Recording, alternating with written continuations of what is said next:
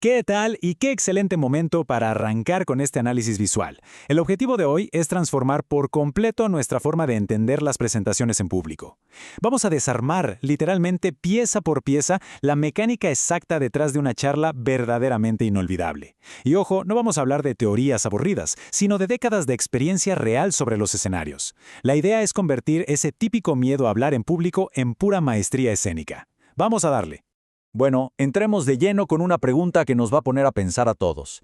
¿Qué tienen en común el lanzamiento del famosísimo primer iPhone, el histórico discurso I Have a Dream y, digamos, esa charla increíble que le cambió la vida a miles de personas ayer mismo? Piénsenlo un segundo, son eventos diametralmente distintos, ¿verdad? Pues la respuesta es absolutamente fascinante. Resulta que los primeros 30 segundos dictaron el destino de los siguientes 30 minutos. Así es, el instante exacto en que alguien pisa un escenario no está ahí nada más para vender una idea o recitar un montón de datos. Para nada. Se trata de gestionar la energía vital de toda una sala. Si no capturamos esa atención en los primeros segundos, olvídense, la audiencia se pierde para siempre, absorbida irremediablemente por las notificaciones de sus teléfonos celulares. Y para dominar esa energía, este es nuestro mapa de ruta. Vamos a navegar por 5 áreas clave. Primero, el triángulo de la elocuencia. Segundo, la estructura narrativa de impacto. Tercero, interacción y conexión profunda.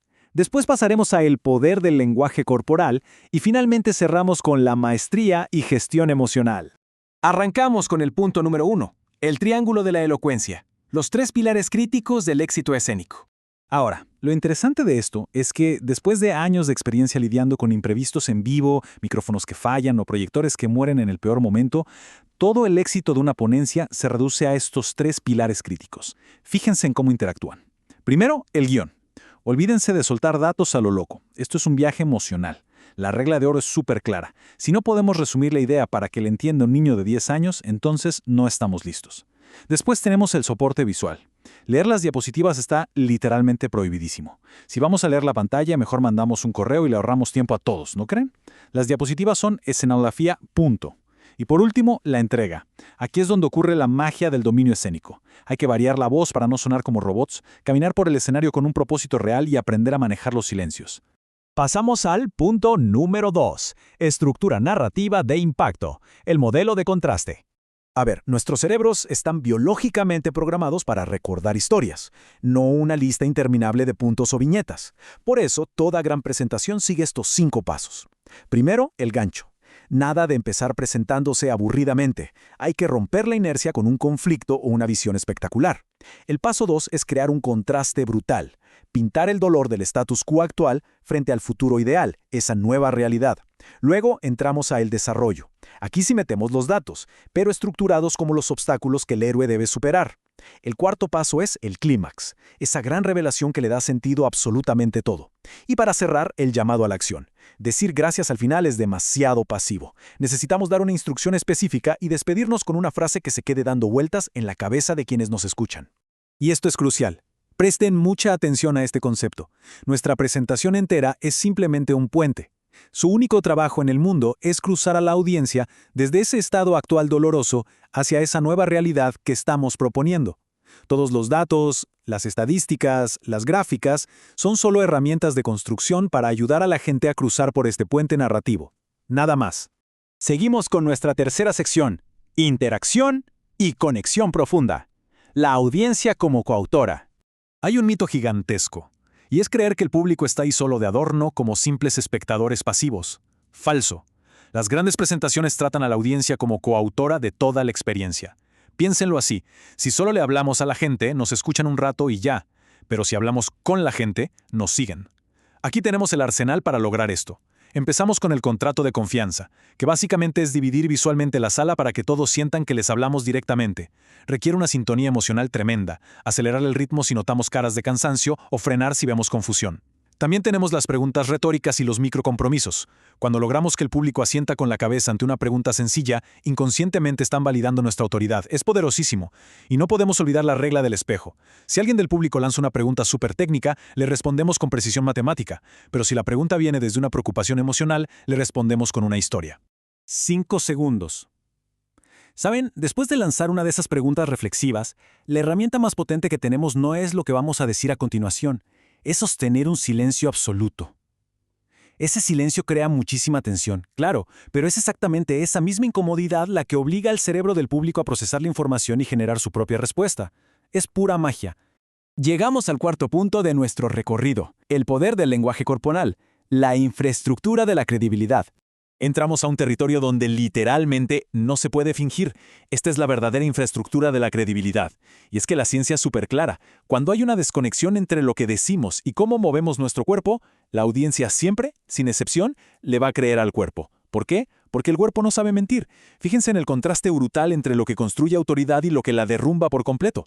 En el protocolo de éxito vemos acciones como mostrar las palmas abiertas, que transmite honestidad pura, o mantener una postura erguida que nos da una presencia inquebrantable.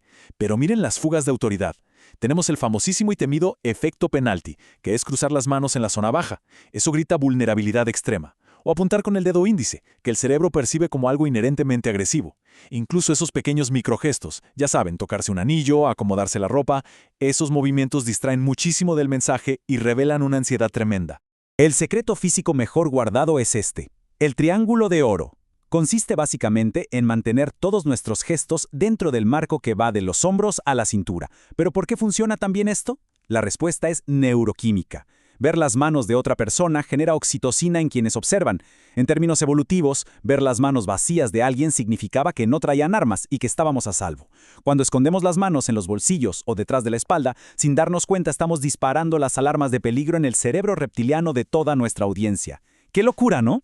Y así llegamos a nuestra quinta y última sección, maestría y gestión emocional, de la reacción a la regulación. Hasta ahora hemos visto toda la mecánica externa. Pero es momento de ir hacia adentro, porque dominar las emociones no se trata de ahogar los nervios y fingir que no existen, se trata de tener la capacidad mental para regularlos y usarlos a nuestro favor. Seguramente han escuchado hablar del famoso secuestro amigdalino. Es ese pánico paralizante que se siente a veces en el escenario. Y ojo, no es ninguna debilidad de carácter, es pura biología en acción. Ocurre cuando el cerebro percibe la mirada fija de cientos de personas como una amenaza mortal y activa instantáneamente el modo de supervivencia, el famoso reflejo de lucha o huida. Al hacer esto, bloquea por completo el acceso a la corteza prefrontal, que es precisamente donde tenemos guardado el discurso, los datos y toda nuestra lógica. Para evitar quedarnos en blanco, los profesionales usan una cuenta regresiva súper precisa. La fase 1, que va de 48 a 24 horas antes, es puro entrenamiento cognitivo. Resulta que, fisiológicamente, el nerviosismo y el entusiasmo se sienten exactamente igual en el cuerpo. El truco maestro aquí es convencer a nuestro cerebro de reetiquetar esa taquicardia como entusiasmo puro. Luego, la fase 2, unos minutos antes de empezar. Aquí hacemos un anclaje físico, bajando las revoluciones con respiraciones profundas. Ya saben, inhalar en 4 segundos, sostener 7 y exhalar en 8. Y finalmente, la fase 3. A solo 5 minutos de salir, tenemos que forzar nuestra atención hacia afuera. En lugar de estar pensando en nosotros mismos o en cómo nos vemos, hay que pensar cómo puedo servir de la mejor manera a esta audiencia el día de hoy. Eso cambia el juego por completo. Pero seamos realistas, ¿qué pasa si el pánico ataca justo a mitad de la presentación? Pues aquí entran los protocolos de emergencia. Podemos usar un silencio táctico, disfrazado de tomar un sorbo de agua. Esos 5 segunditos nos dan un reseteo neurológico total. Otra táctica es el contacto visual seguro. Buscar entre el público a esa persona amigable que siempre está asintiendo con la cabeza y anclarnos en esa seguridad. También está la vulnerabilidad controlada. Si cometemos un error, lo reconocemos con naturalidad. Eso genera una conexión química tremenda en la sala. Y por supuesto, entender la transferencia emocional. Gracias a las famosas neuronas espejo, nuestras emociones son súper contagiosas. Si proyectamos pasión y convicción en el escenario, toda la sala va a sentir exactamente esa misma energía. Y para cerrar esta exploración, quiero dejarles este pensamiento provocador. El enfoque nunca debe estar solamente en qué vamos a decir, sino en cómo queremos hacer sentir a los demás. La técnica, los datos, todo eso con el tiempo se olvida, pero la emoción perdura. Las gráficas perfectas, el lenguaje corporal impecable y la narrativa atrapante son maravillosas, pero al final del día son solo herramientas. Su verdadero propósito es dejar una huella emocional imborrable.